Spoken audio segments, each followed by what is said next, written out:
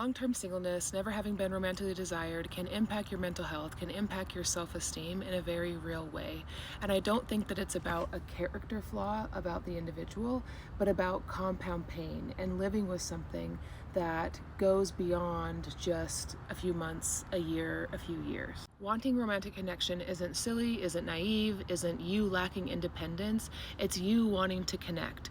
As human beings, we are designed to connect. And I know that connection happens for lots of people, and there are people who do not feel that romantic need to connect. Then this isn't about you.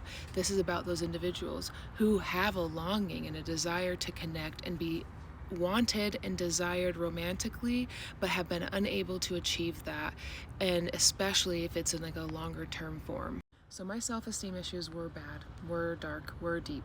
I had deep feelings of worthlessness and hopelessness, and truly believed that me as a human shouldn't exist, because if I was of value, I was of worth, then it would be easier to make friendships. It would be easier to have romantic connections. It would be easier to live within my own brain, because it was such an internal battle for me that I didn't showcase to anybody else. It was just this constant barrage of I am worthless and I deserve the state that I am in, whatever that may be. And then you get the advice of love yourself more, just keep trying, don't focus on the relationship and the connection, and everything will be okay. So then you try that, but then what happens when that also doesn't bring you success? It just creates a more deeper and difficult struggle where you feel less like you're able to communicate and build connection. So then you have more disconnection. So then you feel more of this pattern, and it's like this endless spiral that can sometimes really eat a person alive. So what do you do when you're in that spiral? I can say that I don't have all the answers, and I can say that what I might share might not be helpful for you, but I want to try, because it is dark and difficult to live in that space. So for me, even before I met Max, I was starting this process of you can't heal what you can't see.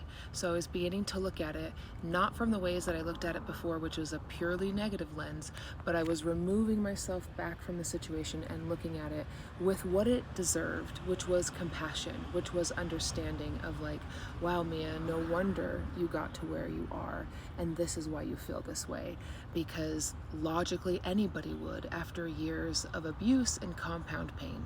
And then from there, it was working on those little things, and it wasn't easy, but it was also like building connection. What can I connect with? Who can I connect with? Because if disconnection is breeding what I'm feeling, what will connection do for me? And it starts very, very small. So let's start connecting here. Let me know in the comments, what have you done to build connection? Sending love.